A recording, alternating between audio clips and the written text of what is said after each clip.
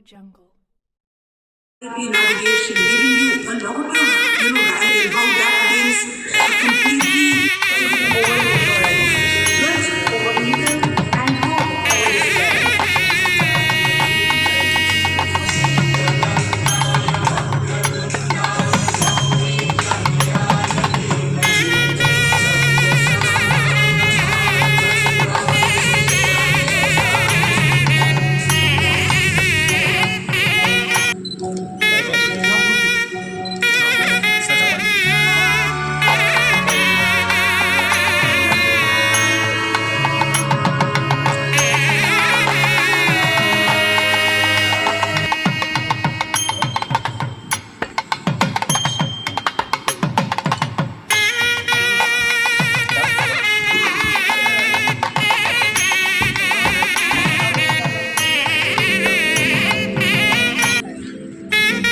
Next, I would ask Ms. Shahjahan to present the bouquet to Dr. Jairam Mesa. I also request Dr. K.J. Reddy sir to present.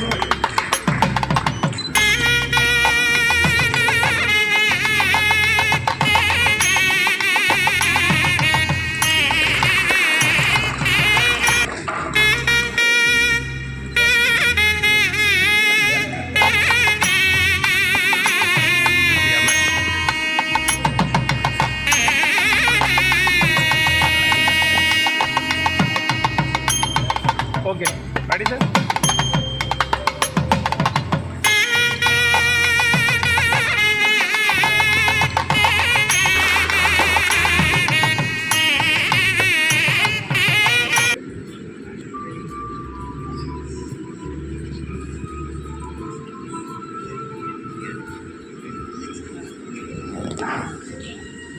I would like to thank all the dignitaries for joining us on the stage. Now I request our beloved Joint Director Dr. Sangeeta Reddy ma'am to address the.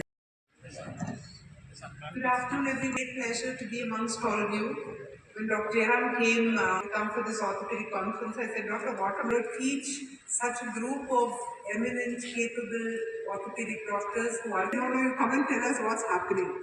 So it's my pleasure to share a few thoughts. But before I begin, let me first thank for coming together. It was lovely to stand amongst the drawings of orthopedic surgery. I'm also especially happy with the association with the TOSA, TCOS, and to see Dr. Devrata here as Secretary IAA, as well as Dr. Raju Iyengar as the President of TCOS, and of course, major names of people who have transformed, who have been iconic. Dr. Malhotra. The very special thing today is that we were able to honor Dr. Jairam. For years we have seen him with his powerful stride, his positivity, his super steady hand, his powerful grip. Even today you shake his hand and your hand will hurt a little bit. So it's a God's blessing, and I think at Apollo we're very privileged to have seen him year after year.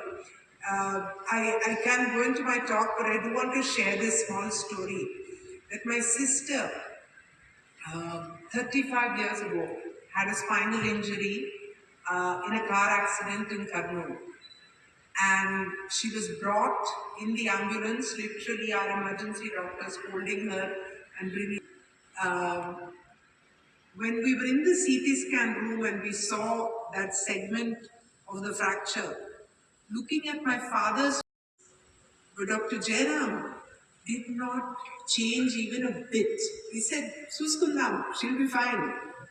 And then from surgery to keeping her, they did in those days intracranial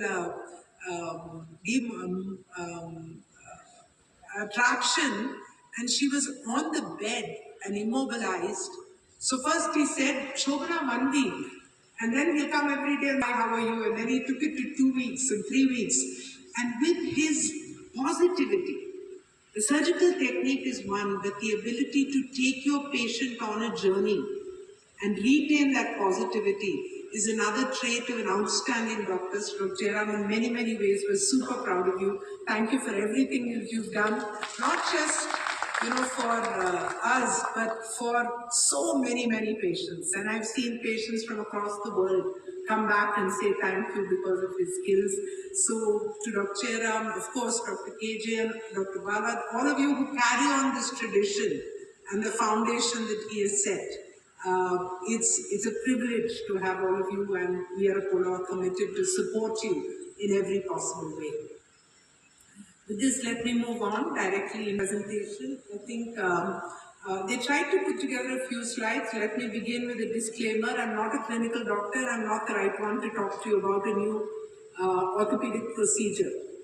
But being an administrator who's observed healthcare, I do want to share a few thoughts on the ecosystem and the way it's evolving into what healthcare is going to be.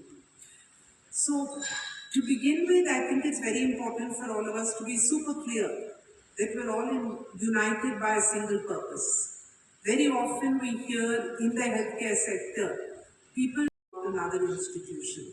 This is one message the chairman gave us from the very beginning, that we are united in a purpose. We're here to serve and to heal and to cure and to care and to elevate the status of doctors, nurses and the healthcare sector.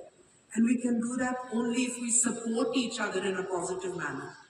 And therefore, we must continue to remain united in this shared purpose. And the purpose is not just healing the most acute accidents and traumas and injuries, but it's in enabling healthy living. It's in restoring quality of life. And it's about bringing health and happiness to families and homes and populations all over the world. That's what we're here for, and that's what we can do. We must dream big as an Indian healthcare sector. I want to spend half a minute on the Indian demographic. Very often you hear about the demographic dividend, young population, more than 50% of our population is under the age of 24. That's actually 43% under that age. But let me also tell you, we have the largest population, bigger than the size of Europe, over the age of 60. So our aging population who needs all your help is also extremely large. So in this scenario, and how do we bring the middle into a healthier lifestyle? How do we care for the elderly in the best possible manner? And how do we educate the young on preventing or delaying the onset of orthopedic disease? This is in a nutshell really what we need to talk about. But we have a good number of doctors and the number is growing.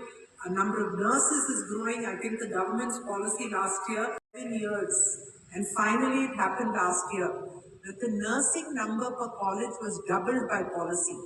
And this is going to be transformational in that we have. And Indian nurses will be more available, not only to treat India and to fulfill the obligations here, but also to help heal the world. And in this context, let me tell you, even for doctors, don't worry about any of these FTA and what's happening in the US. It's a temporary phenomena.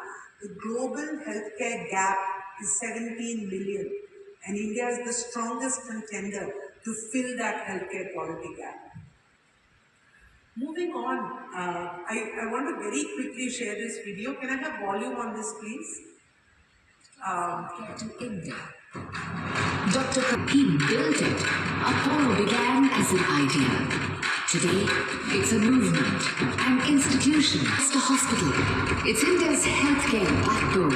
From one hospital to 79 hospitals.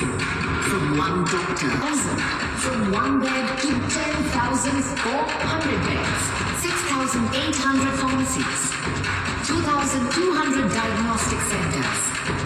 165 dialysis clinics. 252 dental centers, 275 clinics, 800 telemedicine hubs, from serving one nation to earning the trust of patients across 150 nations. 200 million lives touched.